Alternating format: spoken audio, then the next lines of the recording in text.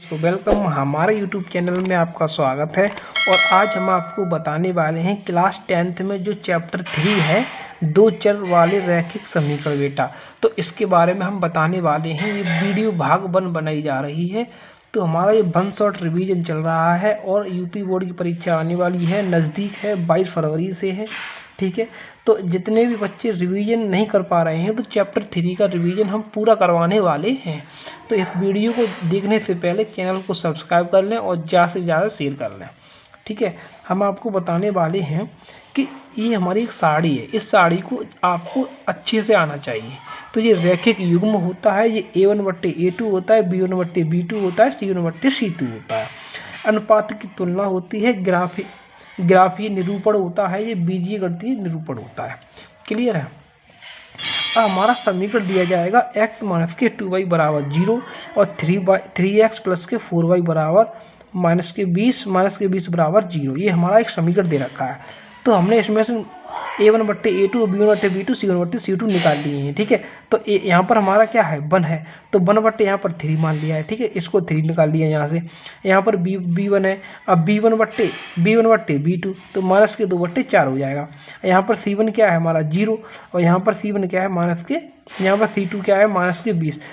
तो हमने इसके छांट लिए हैं A1/A2, B1/B2 और C1/C2, यानी 1/3 माइनस के 2/4, 0 माइनस के 20। ठीक है, अब इसमें से हमें बराबर देखना पड़ता है, अनुपात की तुलना देखनी पड़ती है। ये हमारे मान बराबर आ रहे हैं या नहीं आ रहे हैं बेटा। देखो यहाँ पर देखिए A1/A2 और B1/B2 हमारे कतई बराबर नहीं है, क्योंकि यहाँ पर 1/3 है, यहाँ पर माइनस के 2/4 है। ठीक है, तो ये बराबर तो है नहीं है, तो इसलिए A1/A2 बराबर नहीं है B1/B2 के। ठीक है, तो ये अब ग्राफीय निरूपण में क्या करेंगे, ये प्रतिच्छेद करती हुई रेखाएं हैं। ठीक है, अगर ऐसा आया तो ये प्रतिच्छेद करती हुई रेखाएं हैं और बीजीय गणितीय निरूपण हो जाएगा। केवल एक इनका अद्वितीय हल होगा। यह अवरोधी समीकरण है, इनका एक अद्वितीय हल होगा। ठीक है, अब दूसरे में क्या है हमारा, दूसरा कह रहा है कि रेखा कैसी होती है, संपाती रेखा। यानी इसका भी हम A1/A2, B1/B2 निकाल लेंगे। इसका 2/4, 3/6, 9/18 हमने निकाल लिया है। 2/4, 3/6, 9/18 इनको हमने काटा है। तो देखो 2 एकम 2, 2 दूनी 4, 3 एकम 3, 3 दूनी 6 और 9 एकम 9, 9 दूनी 18, यानी 1/2, 1/2, 1/2 तीनों के 1/2, 1/2 आ गए हैं। तो इसलिए A1/A2 बराबर B1/B2 के बराबर C1/C2, यानी तीनों बराबर हैं, इसलिए ये संपाती रेखाएं हो जाएंगी। ठीक है, ये कैसी रेखाएं हो जाएंगी, संपाती रेखाएं हो जाएंगी और इनका अपरिमित रूप से अनेक हल होंगे। ये संगत होती हैं, संगत होती हैं। ठीक है, संगत भुजाएं होती है, असंगत होती हैं, अपरिमित रूप से अनेक हल होंगे। अब ये क्या है हमारा, अब इसका भी हम निकाल देंगे A1/A2, B1/B2, C1/C2।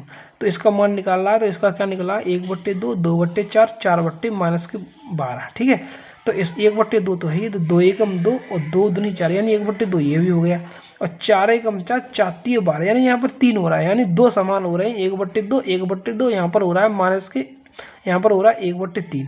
तो कहने का मतलब A1/A2 बराबर है B1/B2 के और C1/C2 ये हमारा बराबर नहीं इनके, तो इसलिए ये हमारी संपाती रेखाएं हो जाएंगी, इनका कोई हल नहीं होगा। ठीक है, ये असंगत होती हैं, ये असंगत होती हैं। क्लियर है। इसमें बेटा तीन हमारी जो रैखिक समीकरण को हल करने के लिए 3 विधियाँ होती हैं। 3 विधियाँ कौन कौन सी होती हैं। पहली विधि का नाम है बेटा प्रतिस्थापन विधि। प्रतिस्थापन विधि पहली विधि का नाम है। ठीक है, दूसरी विधि का नाम है विलोपन विधि। क्या नाम है बेटा, विलोपन विधि। और तीसरी विधि का नाम है वज्रगुणन विधि। अगर क्वेश्चन में ये बोला है कि प्रतिच्छेद विधि द्वारा सॉल्व करें या प्रतिच्छेद विधि द्वारा हल करें, तो हमें प्रतिच्छेद विधि द्वारा ही हल करना है।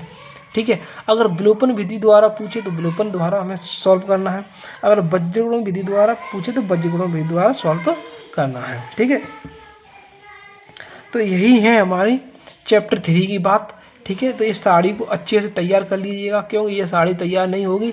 और इस चैप्टर से क्वेश्चन आते हैं, MCQ में क्वेश्चन पूछ लिए जाते हैं। ठीक है, ठीक है बेटा, इतनी बात